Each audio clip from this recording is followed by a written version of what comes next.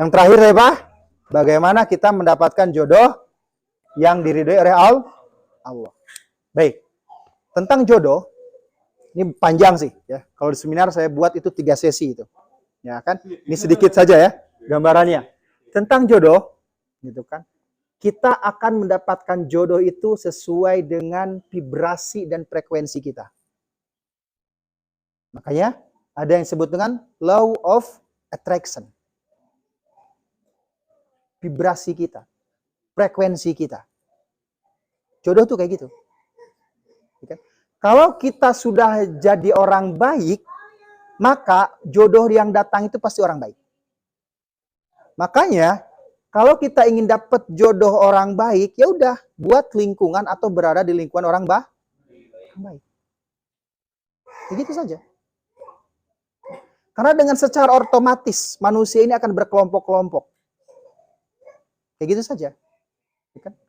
Mereka yang baik akan dengan orang baik. Orang yang munafik dengan orang munafik. Orang buruk dengan orang buruk. Itu secara otomatis.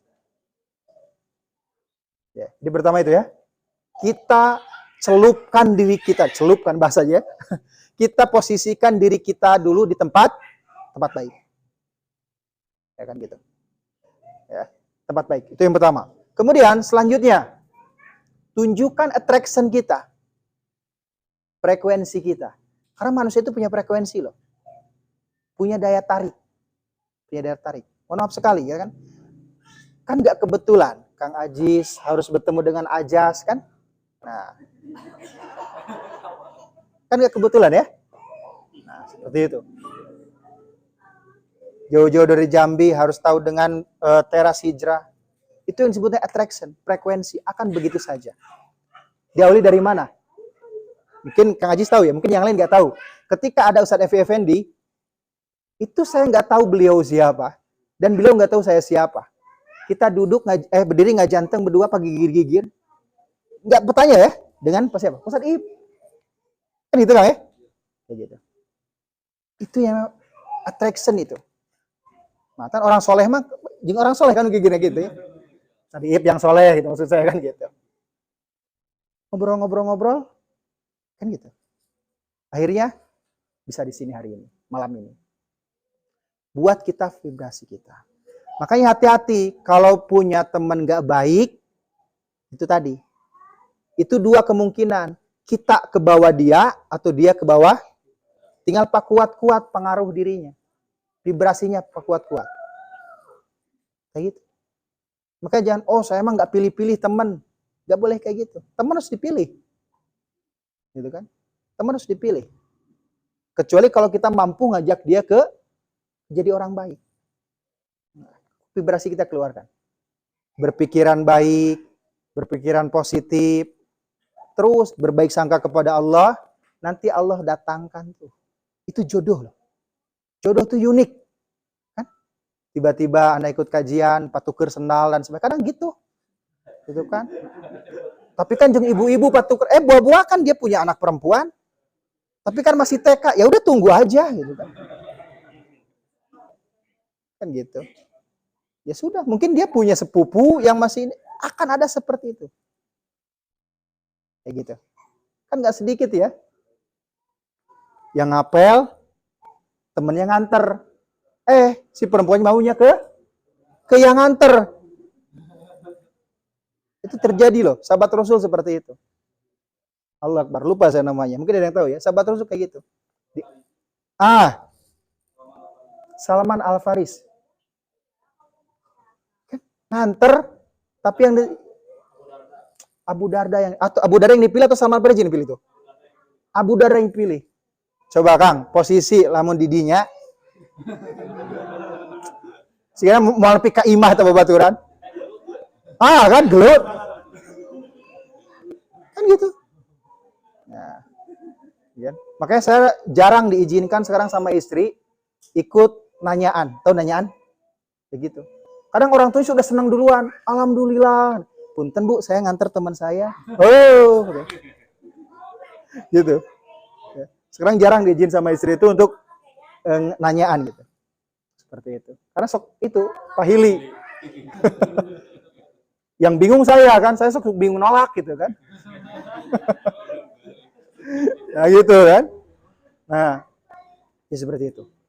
Tunjukkan frekuensi kita, kita senang dengan orang lain apa dan sebagainya. Makanya jangan heran kalau kita frekuensinya pemarah, pasti ketemu dengan orang pemarah juga.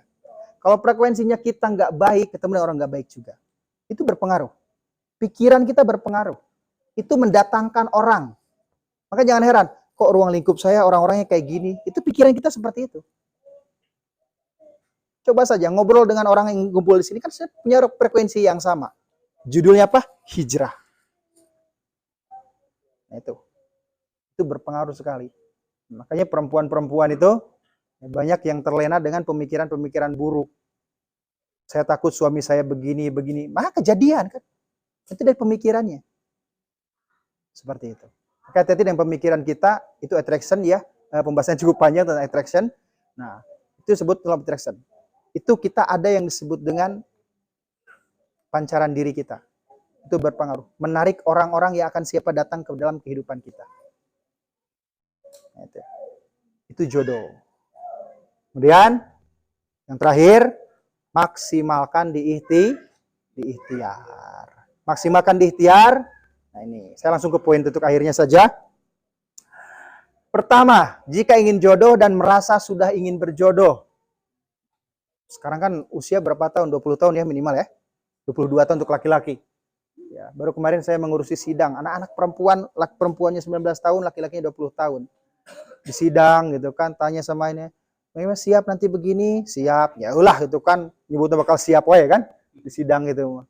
Dan sekarang sudah 3 bulan, acak-acakan katanya dan sebagainya. Ya, sedang kita coba terapi di situ. Usia sudah cukup, pekerjaan sudah punya, kok sulit jodoh? Caranya gini. Pertama, nah silakan langsung praktekkan. Tulis spesifikasi orang yang kita inginkan. Harus berani dong. Gitu kan? Tulis spesifikasi orang yang kita inginkan. Kenapa jodoh nggak datang? Karena kita berpikirnya pokoknya hayang yang terbaik. Nggak bisa. Otak kita itu nggak bisa menemukan seperti itu. Maka tulis spesifikasi. Misal, perempuan ya. Saya ingin laki-laki tinggi minimal 165. Jadi saya nggak masuk ya. Gitu kan? Berat badan minimal 180. Minimal 80 kilo. Ya kan? Harus orang Sunda. Spesifik. Jadi ketika yang datang kelihatan orang Batak, ini bukan rasis ya. Anda yang menentukan sendiri. Sudah tentu kan, nggak akan datang itu. Itu disebutnya attraction. Tulis. Kenapa nggak datang? Kita nggak berani. Tulis. Spesifikasinya semuanya. Tingginya, keluarganya keluarga apa, dan sebagainya. Terus semua. Minimal 20. Nanti ketika datang laki-laki, cek. Ini. Penghasilan pun demikian. Saya ingin punya suami itu penghasilan itu minimal 5 juta. Enggak 5 juta, 10 juta. Karena saya jajan sehari sekian, kosmetik saya yang paling mahal dan sebagainya gitu. Siap, Neng, Mas, siap. Insya Allah itu kan nanti. Nah itu kan untuk perempuan yang usianya di bawah 25. Karena kalau pakai usia 30 biasanya perempuan penting main udah kan gitu. Betul ya?